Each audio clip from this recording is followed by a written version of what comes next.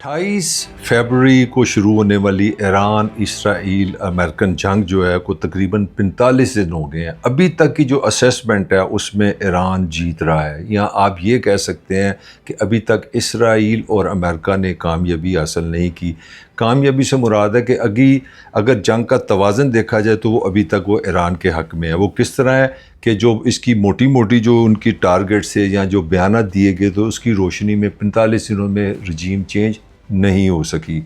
लोगों को सड़कों पे आना था, महंगाई के ख़िलाफ़ बगावत करनी थी। ये जो ख़ास किस्म की एक फ़िक्री किस्म की हुकूमत है, एक नज़रियाती हुकूमत है, उसके ख़िलाफ़ उनका ख्याल था कि इनकलाब आ जाएगा और शहनशाह ईरान के साहबज़ादे बड़े मज़े से जहाज़ पे बैठ के तेहरान पहुंच जाएंगे, रजीम चेंज हो जाएगी। वो भी नहीं, आयतुल्लाह को शहीद कर दिया या कत्ल कर दिया, जो मर्ज़ी आपके, उसकी भी रिप्लेसमेंट मिल गई। बल्कि आपने 90 साल या लेट 80s का जो बंदा था उसमें फिर भी एक शफ़क़त होती है, कोई सब्र होता है, कोई बुर्दबारी होती है, उसकी जगह आपने एक नौजवान ब्लड को वहाँ पे ले आए, तो ये हो गया। इसके अलावा बड़ा ख्याल था कि जनाब हम उनके मिसाइल की कैपेसिटी ख़त्म कर देंगे, वो अभी तक 45 दिनों में ख़त्म नहीं हुई, बल्कि उसके साथ मज़ीद चीज़ें सामने आ रही हैं। जो उनका जो अटैक है मज़ीद फोकस होना शुरू हो गया है। ईरान का भी आज कल ही उन्होंने इसराइल पे शदीद किस्म की मिसाइल से हमला किया।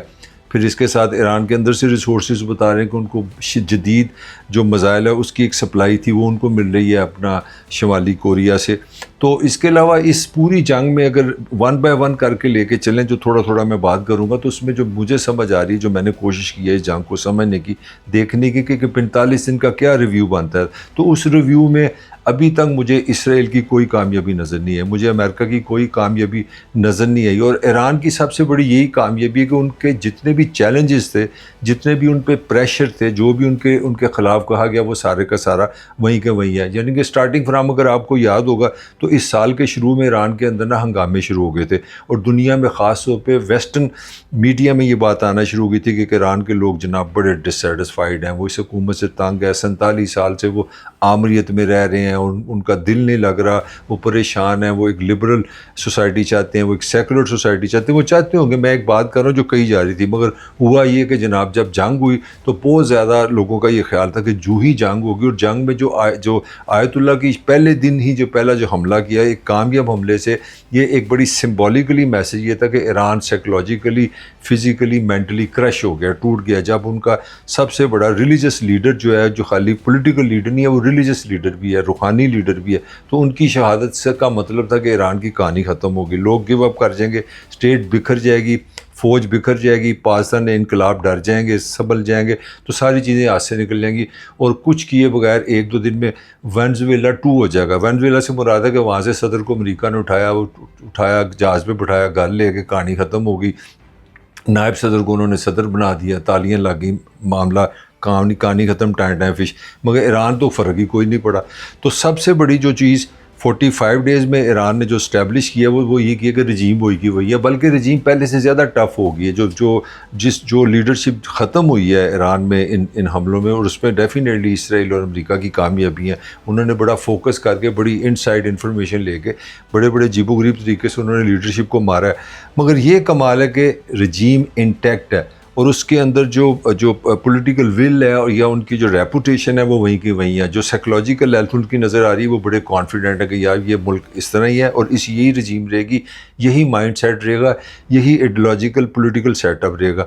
ये जो रजीम है, ये रजीम तकरीबन थोड़ी सी मार्क्सिस्ट सोशलिस्ट टाइप की एक रजीम है। जिस तरह कम्युनिज़म में एक ही पार्टी होती है, उसी पार्टी के अंदर से इलेक्शन होते हैं, उसी पार्टी के अंदर से हुकूमतें बनती हैं, इसी तरह ईरान में अपोजिशन का कोई लीगली या कॉन्स्टिट्यूशनली राइट नहीं है। तो उनका जो सदर भी होते हैं, जो उनकी जो पॉलिटिकल लीडरशिप होती है, वो भी आयतुल्लाह के मतहत होती है। और आयतुल्लाह को नाम नहीं है, आयतुल्लाह एक उनका जो एक कॉन्सेप्ट है उसको वो रिप्रेजेंट करते हैं, और वो रूहानी और सियासी एक किस्म के समाजी हर तरह के उनके लीडर होते हैं। तो वो रजीम वहीं की वहीं है। दूसरा इशू ये था कि जब इस तरह इंफ्रास्ट्रक्चर पे हमले होंगे, लड़ाई में ईरान चला जाएगा, पैसे का उसको मसला होगा, तो महंगाई आएगी, गुर्बत आएगी, मसाइल आएंगे, तो उसके लिए लेटेस्ट जो खबर है, ईरान में इस वक्त पाकिस्तान में जो जबकि बड़ी हुकूमत ने तल्ले मिलते करके यहाँ पे बड़ा एहसान करके जो 380-81 रुपये का हमें लीटर पेट्रोल दे रही है, वो ईरान में इस वक्त 8 रुपये का है।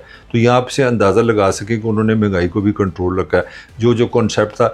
अब इस लड़ाई से ईरान ने एक डबल फ़ायदा ले लिया। सबसे बड़ी जो चीज़ मैं समझता हूँ जंग में जो आई है, जो किसी ने एस्टीमेट इस तरह नहीं की थी تھی, لوگوں میں یہ ڈسکشن تھی کہ جو اسٹیٹ آف ہرمز ہے اس کی وہ دنیا کی نیک ہے, وہ دنیا کی گردن اگر ایران نے پکڑ لیا تو لوگوں کا خیال تھا کہ وہ پولیٹیکلی اس کے فائدہ اٹھائے گا, ملیٹریلی فائدہ اٹھائے گا. مگر ایرانیوں نے انتہائی کاروباری بات کی, انہوں نے ایک تاجروں کی طرح سوچا, انہوں نے کہا ٹھیک ہے بھائی 100 سے 125-130 شپ وہاں سے روز گزرتے تھے, ٹھیک ہے, انہوں نے کہا جس نے گزرنا وہ $2 ملین دے.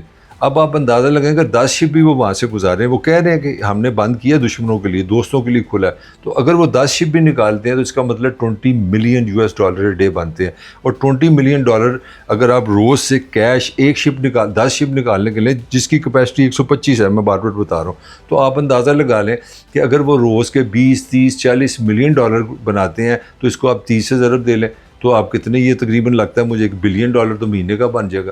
تو اگر زیادہ شپ آپ لے جائیں تو $15-20 بلین تو آپ صرف راہداری کے پیسے کما رہے ہیں اس جنگ کی صورت میں. تو یہ جنگ تو ان کے لیے ایک لاٹری ہے, ان کے لیے اتنا بڑا ریسورس آ گیا پیسہ بنانے کا. ایک تو انہوں نے یہ بات بتا دی کہ گلف کی جان ہمارے ہاتھ میں ہے, انہوں نے ایک دنیا ساری کو بتا دی کہ دنیا کی جو گیس کی سپلائی ہے, دنیا میں جو پیٹرول کی سپلائی ہے, دنیا میں سلفر کی جو سپلائی ہے, اس میں ہم حکمران ہیں دنیا کی. اس وقت ایران کے اندر جو تباہی بربادی وہ الگ چیپٹر ہے, میں دنیا پہ اس کا امپیکٹ بتا رہا ہوں. تو ایران نے اس سے گین کیا ہے کہ بجائے آپ کہتے ہیں کہ ایران میں مسئلہ ہوگا, مجھے تو لگا اکنومیکلی بھی انہوں نے فائدہ اٹھایا. اور اس میں اور ایک چیز بڑی انٹرسٹنگ ہے جس پہ بات نہیں ہو رہی, اس کا سب سے بڑا جو ابھی تک کا بینیفیشری ہے وہ امریکہ کا دوست نہیں ہے, دشمن ہے, وہ رشیا ہے.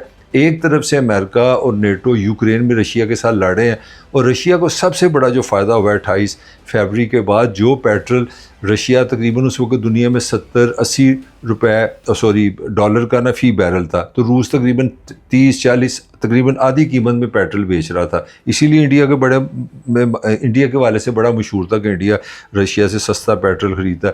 اور کچھ لوگوں کا کہنا ہے کہ عمران خان کو اس چیز کی سزا ملی کہ عمران بھی کوشش کر رہا تھا کہ وہ روس جا کے وہاں سے سستا تیل لائے, اسی لیے اس کی چھٹی کرا دی گئی. بہرحال وہ ایسے ہی میں نے بات کر دی. تو میں کہنا یہ چاہ رہا ہوں کہ رشیا کی بھی لاٹری نکلے. رشیا اس وقت وہی جو 40-50-60 روپے کا بیرل بیچتا تھا وہ 100 روپے میں بیچ رہا ہے.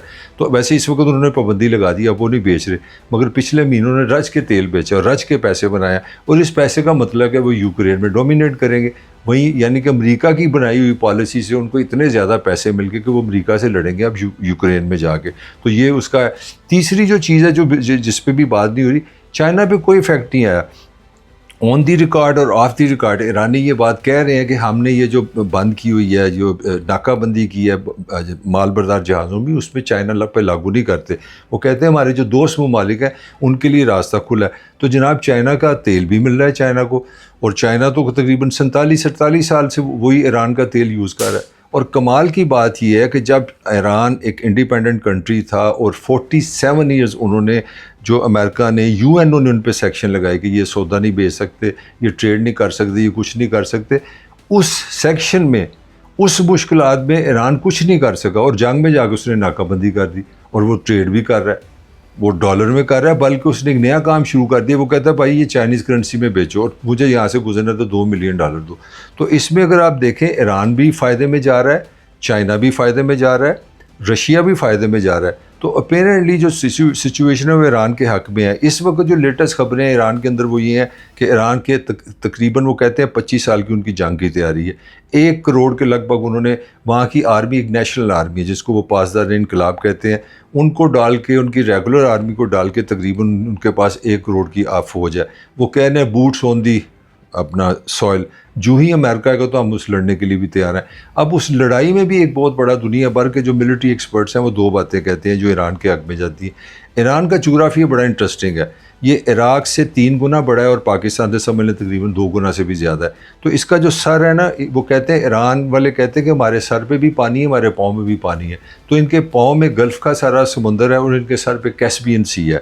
تو اس کے جو ٹاپ ہے نا ایران کی نارتھ جس کو ہے, وہاں پہ پہاڑ ہے. ان کا جو ساؤتھ ہے وہ سارا جو وہ دریا سمندر کے ساتھ لگتا ہے, جو گلف کے ساتھ لگتا ہے, جس کے سامنے ان کی آتا ہے UAE آتا ہے, عراق آتا ہے, سعودی عرب آتا ہے, جس کے درمیان سمندر ہے. تو سمندر کے ساتھ ہی ان کو پہاڑ مل جاتے ہیں. تو ان کے پاؤں میں بھی سارے پہاڑ ہیں اور ان کے سر پہ بھی سارے پہاڑ ہیں. بیچ میں کہیں جا کے ایران جو ہے نا تھوڑا سا آبادی اس میں بنتی ہے. ایران ایک بہت بڑا ملک ہے, اور ایران کا جو صحرا ہے دنیا میں آپ سن کے ایران ہے کہ 70 سینٹی گریڈ گرمی وہاں پہ ریکارڈ ہوئی ہے. آپ اندازہ لگا لیں کہ کون سی فوج ہے جو لڑے گی 70 کہ سینٹی گریڈ کے میدانوں میں جائے گی اور اوپر بھی پہاڑ نیچے بھی پہاڑ، تو کتنی فوج لانی پڑے گی. اور تیسری چوتھی چیز جو نیوی کے ایکسپرٹ ہیں وہ کہتے ہیں یہ جو سمندر ہے نا یہ ساتھ ساتھ اس کے ساری پہاڑی ہیں، تو ایرانیوں نے اس ساری پہاڑیوں کے اندر اپنے میزائل اور اپنے ڈرون رکھ دیے ہیں. آپ ان کو تباہ نہیں کر سکتے، نہ لوکیٹ کر سکتے ہیں، وہ آپ کو دیکھ کے آپ پہ حملہ کر سکتے ہیں. تو ابھی تک کی جو سمری بن رہی ہے وہ یہ بن رہی ہے کہ یہ 45-47 دن جو گزرے ہیں ایران کے، وہ ایران کے حق میں ہیں. ابھی تک کی سچویشن یہ ہے کہ اسرائیل کا جو بنیادی فلسفہ تھا کہ وہ اسرائیل سمجھتا تھا یہ تھریٹ ہے، ان کو ملیٹریلی ختم کرنا ہے، ان کا ایٹمی پروگرام ختم کرنا ہے، ان کا میزائل پروگرام ختم کرنا ہے. آج بھی وہ میزائل اسرائیل پہ مار رہے ہیں، میزائل کی بھی ان کو کمی نہیں ہے، میزائل بنا رہے ہیں بلکہ پہلے سے بہتر لے کے آ رہے ہیں. تو جو اسرائیل کے ٹارگیٹس تھے، جو ان کی سٹیٹمنٹ تھی، اس میں کوئی چیز نظر نہیں. امریکہ کی سٹیٹمنٹ تھی کہ اپنا رجیم چینج ہوگی، ہمارا یہ انٹرسٹ ہے، وہ بھی نہیں ہوا. تو ملیٹریلی بھی میں نے چھوٹی موٹی آپ کو چیزیں شیئر کرنے کی کوشش کی ہیں جو ایران سے مجھے انفارمیشن کلیکٹ کی ہے، جو میں نے آپ سے شیئر کی ہے کہ ایران کہہ رہا ہے کہ ہم 25 سال سے تیار ہیں اس جنگ کے لیے. تو اس طرح کی جو سچویشن ہے، مورائل وائز بھی اگر آپ دیکھیں تو ایران میں کوئی اس طرح کی مایوسی ابھی نظر نہیں ہے. وہ کہ تباہی بہت ہوئی ہے، 30 تو ان کی یونیورسٹی پہ حملے ہوئے ہیں، 100 سے زیادہ ان کے اسٹوڈنٹ مارے گئے ہیں، ان کی فیکلٹی کے لوگ مارے گئے ہیں، 2000 سے زیادہ ان کی شہادتیں ہو گئی ہیں. کام کو چھوٹا نہیں ہے، پرائز انہوں نے چھوٹی نہیں پے کی، مگر ابھی تک وہ قائم ہے. تو کنکلوژن یہی ہے کہ جنگ پتہ نہیں کتنی دیر رہتی ہے، کب ختم ہوتی ہے، کون جیتے گا کون ہارے گا، یہ تو بڑا لمبا میں انتظار کرنا پڑے گا. مگر ابھی تک ایران کو مار نہیں پڑی، ایران کو شکست نہیں ہوئی.